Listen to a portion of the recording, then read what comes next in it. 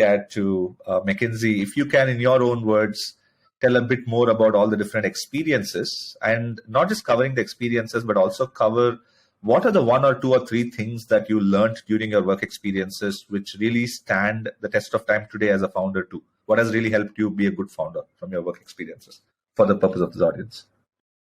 Yeah. So bunch of things. So my formal work experience, I interned in a few internet places like Goldman Sachs, etc. But my career started with McKinsey, coming out of IIM Bangalore.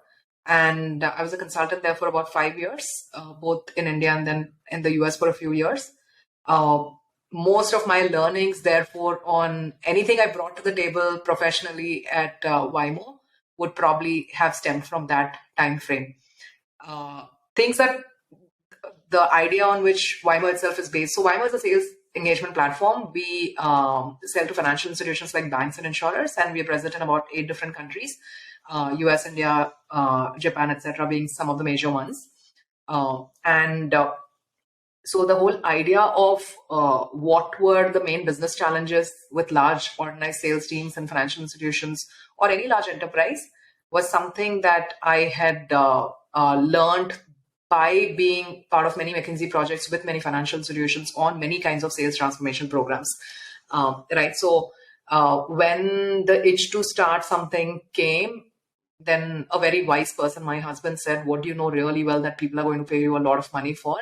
And it just made sense that if someone's throwing money at McKinsey and we're still not able to solve the problem, and this kind of a problem is extremely solvable by the right kind of product design, then so therefore the idea comes from my work itself at McKinsey. But outside of that, there are McKinsey is a very values driven firm. We do hear noises here and there on values being broken, but in general, for an institution that has that level of access to very critical customer information, it's very critical that we are very values driven. But there are many values there that are amazing that I think are actually in the list of the 6 values that Vymo holds.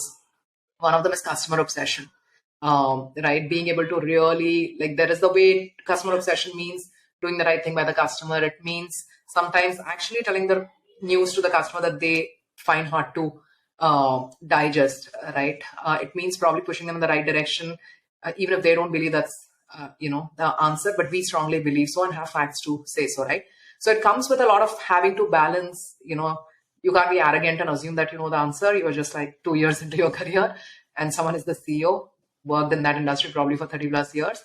So it comes with a lot of responsibility to go get your facts right, validate, and then be able to have that conversation. So there are a lot of learnings along the way, but in general, that level of customer obsession on being, if you believe something is right for the customer, you can say no to your boss, your manager, the head of McKinsey, anything, right, and get to the customer directly.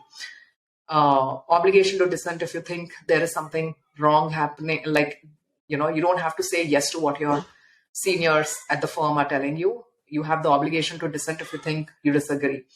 Many of these things, build are crucial for any team. If you think about it, McKinsey made them front and center to what they were about. And therefore, it's one of the few organizations where I can say they consider people their biggest asset. I've worked with Goldman Sachs. I've worked with many other amazing organizations, but someone who considers people their asset is truly, McKinsey is one of those, right? And at Vymo, we believe that people are our biggest strength.